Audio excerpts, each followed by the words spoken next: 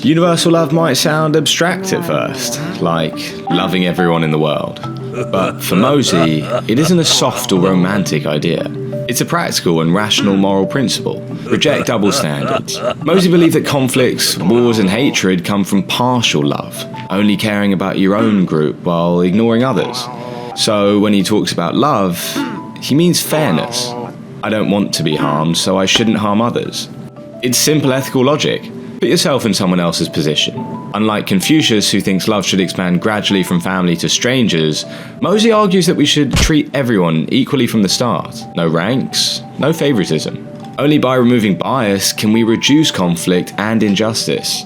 In everyday terms, universal love means be fair, don't play favorites, help those in need, and do no harm. And if people actually follow this principle, well, society would be more peaceful, and all of us would live with a much calmer heart. From Mozi's point of view, war simply doesn't pay off, even in the coldest economic sense. War demands manpower, food and money, yet the result is usually the same. Ruined land, displaced people, and countless lives destroyed. Even so-called victory is usually nothing but glory for the few and death for the many. Mozi saw it clearly. If a war can be avoided, then avoid it. He opposed violence that was started for the sake of pride, hatred, or honor. In his essay, Against Offensive War, Mozi asks a powerful moral question. If one man kills one person, we call it a crime. But if a ruler kills 100,000, he is praised as a hero. How is that not absurd? A robber stealing from a villager is condemned, yet a state that seizes land from another is glorified as a conqueror. The more one kills, the lighter the accusation? It is a twisted logic. So, in Mozi's ethics, no matter the banner a war waves under, if it is an act of aggression, its essence is harming human beings. Mozi tried to strip war of its noble disguise, turning anti-aggression into a universal moral principle, not just a political slogan. History records that in 444 BCE, the state of Chu prepared to attack the weaker state of Song. Mozi walked over 1,000 kilometers to confront the king of Chu in person. He argued, Chu is vast and wealthy. Why seize Song's tiny land? It's like a rich man driving a luxury chariot yet stealing his neighbor's broken down cart. Shameful and ridiculous. The king had no answer. Mozi returned to Song confident that the danger had passed. The King Chu is persuaded by me. Hey. Bro, help me! The Chu army is coming! Oh no! Run for your life! Motherfucker! Here's something many people overlook. Mozi didn't just preach universal love and anti-aggression, he was also one of the earliest science and engineering thinkers in human history. He led what could be called the first engineering research team in the Warring States period, working on mechanical design, physics experiments, and military defense systems, basically an ancient academy of engineering. According to the Mohi's canons, Mozi had around 300 disciples, divided into specialized groups. Some calculated angles and structures, others built devices and mechanical contraptions. Together they studied natural laws such as light reflection, lever principles, and sound transmission. Their findings were recorded systematically in the Mohi's canons, making it one of China's earliest scientific texts, centuries before Archimedes. So Mozi wasn't only a philosopher and ethicist, he was an engineer, scientist, and an inventor all in one. His worldview bridged philosophy, physics, and practical engineering, a rare fusion of reason and hands-on innovation.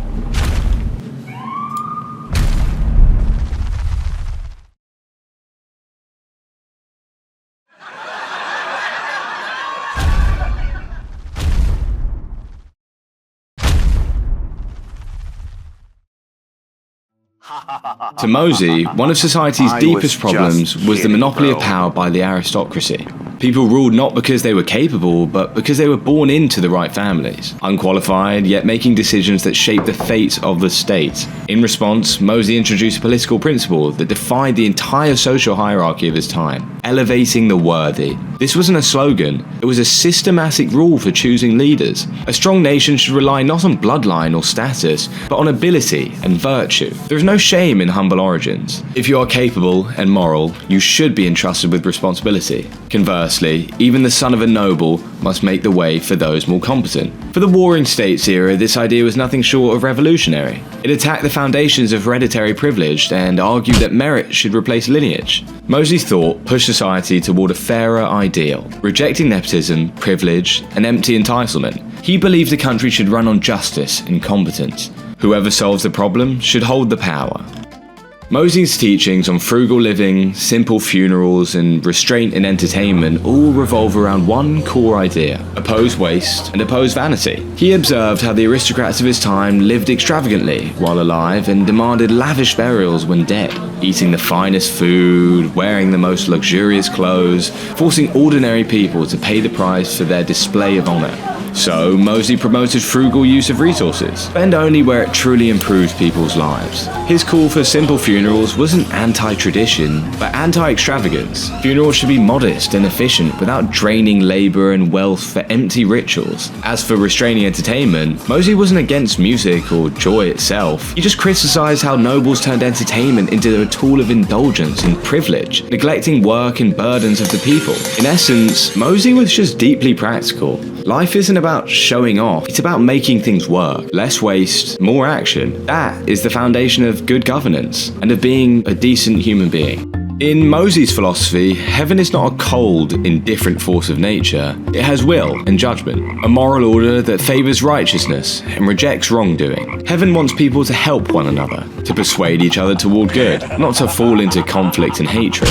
Mozi's idea of heaven's will uses the authority of heaven to speak about justice on earth, a force beyond any ruler's personal interests, to guide and restrain the powerful. As for watching spirits, Mozi did believe supernatural beings exist, but not as superstition or myth. To him, spirits functioned as a sort of moral enforcement system. They perceive human intentions, rewarding virtue and punishing evil. In other words, watching spirits remind people that, even when no one sees you, heaven sees everything. Morality does not depend on witnesses. Justice has eyes. Mozi proposed a clear and practical method for judging whether an action is reasonable and moral. The three standards of justification. The first being, look upward to the past. Examine the practices of wise rulers in history. If a policy once brought peace and prosperity, it likely carries wisdom. The second being, look downward toward the people. Observe how ordinary people are affected. If they suffer or oppose it, the action can't be righteous. And the third, look outward to the results. Check the real-world outcomes. It's not enough to sound noble. It must actually benefit society. In short, learn from history, respect the people, and measure the results. Only when all three standards are met can something be called just. If even one fails, it loses its moral legitimacy.